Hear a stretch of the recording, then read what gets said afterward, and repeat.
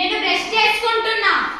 ఈ రోజు సండే కదా, ఈ ఒక్క రోజు తమ్ముడిని పాలు తెమ్మను.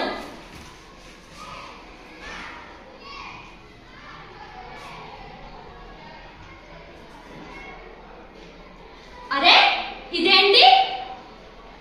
ఇది నా చిన్నప్పటి బ్రష్. దీన్ని మా అమ్మ నాకు 1వ తరగతిలో కొనిచ్చింది. ఇదేంటి, ఇది ఇంకా బాగానే ఉంది, ఇంకా మట్టిలో కలిసిపోలేదు. నిన్న స్కూల్లో మా సార్ దీని గురించే చెబుతున్నాడు. ప్లాస్టిక్ వస్తువులు మట్టిలో కలిసిపోకుండా 100 సంవత్సరాల వరకు అలాగే ఉంటున్నాయట. అయ్యో, నేను మర్చిపోయాను. మీ ఇంట్లో ఉండే ప్లాస్టిక్ వస్తువుల లీస్ట్ తయారు చేసుకురమ్మని సార్ చెప్పాడు. ఇది సండే రోజు మీకు ఇచ్చే ప్రాజెక్ట్ అని కూడా చెప్పాడు. అయినా మా ఇంట్లో అంతగానో ప్లాస్టిక్ వస్తువులు ఏమున్నాయి? Brush, plastic covers, plastic chairs, tables. వామ్మో, మా ఇంట్లో ఉండే పోపు డబ్బాలన్నీ ప్లాస్టిక్ వే. నేను వాడే పెన్నులన్నీ ప్లాస్టిక్ వే. Water can, water bottles, tiffin box, mugs, buckets, tubs, dustbin. Oh God, నేను ఏమో అనుకున్నాను కానీ మా ఇంట్లో చాలా వస్తువులు ప్లాస్టిక్ వే ఉన్నాయి. సార్ నిన్న స్కూల్లో దీని గురించే చెబుతున్నాడు. 20 ఏళ్ల క్రితం మనం వాడి పడేసిన ప్లాస్టిక్ నీళ్ళ బాటిల్ ఇప్పుడు చిన్న చిన్న మైక్రో ప్లాస్టిక్ ముక్కలుగా మారి ఇప్పుడు మనం తాగే నీళ్ళల్లో ఉంటుందట. విచిత్రం ఏమిటంటే ఆ నీళ్ళను కూడా మళ్ళీ ప్లాస్టిక్ బాటిల్లోనే తాగుతున్నాం. సముద్రపు చేపల్లో చిన్న చిన్న మైక్రో ప్లాస్టిక్ ముక్కలను కనుగొన్నారట. అవి మన కంటికి కనపడవు. మా అక్క పెళ్లిలో మొన్న చూశాను.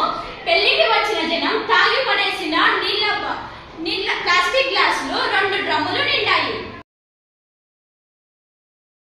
అవి అన్ని గ్లాసులు బయట పడేయటం వల్ల వర్షాకాలంలో వాటిలో కొంత నీరు చేరి అవి దోమలు పెరగడానికి కారణమవుతున్నాయి.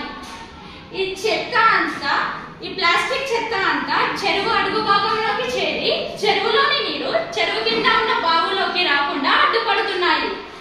అన్నట్లు మా అమ్మకి కూడా చెప్పాలి, ఇంట్లో చెత్తని ప్లాస్టిక్ మూటలో కట్టి పడేయొద్దని. ఎందుకంటే పశువులు ఆ ప్లాస్టిక్ మూటలను అలాగే నమిలి తినడం వల్ల ఈ ప్లాస్టిక్ అంతా వాటి కడుపులోకి చేరి అవి అలాగే ఉండిపోతున్నాయి. ఇలా చాలా పశువులు చనిపోతున్నాయి. ఈ ప్లాస్టిక్ వల్ల ఎన్నో సముద్రపు జీవులు కూడా చనిపోతున్నాయి. ప్రభుత్వానికి ఏమో పట్టింపు లేదు. WHO లాంటి వేదికలపై ఎన్ని ప్రసంగాలు రాసినా రిపోర్టులు సమర్పించడమే తప్ప చిత్తశుద్ధి లేదు. అయినా ఈ ప్లాస్టిక్ వస్తువుల తయారీకి పర్మిషన్ ఇచ్చింది ప్రభుత్వాలే కదా. ఈ ప్లాస్టిక్ రాక్షసిని అడ్డుకునే మార్గమే లేదా? 2022లో జూన్ తర్వాత ఈ దేశంలో సింగిల్ యూజ్ ప్లాస్టిక్ వాడకూడదని ఒక పాలసీ ఉంది. 2016లో బెంగళూరులో థర్మాకోల్ మరియు ప్లాస్టిక్ వస్తువుల తయారీక, సరఫరా, అమ్మకం మరియు వాడటంపై పూర్తి నిషేధాన్ని ప్రకటించింది. కానీ అది ఎంతవరకు అమలవుతుందన్నది మనందరికీ తెలిసిందే. అయినా ప్రభుత్వాన్ని మాత్రమే ప్రశ్నిస్తే ఏమీ జరగదు. ముందు మనం మారాలి. ప్లాస్టిక్ కవర్ల బదులు క్లాత్ బ్యాగులు వాడమని మా నాన్నకి చెప్తాను.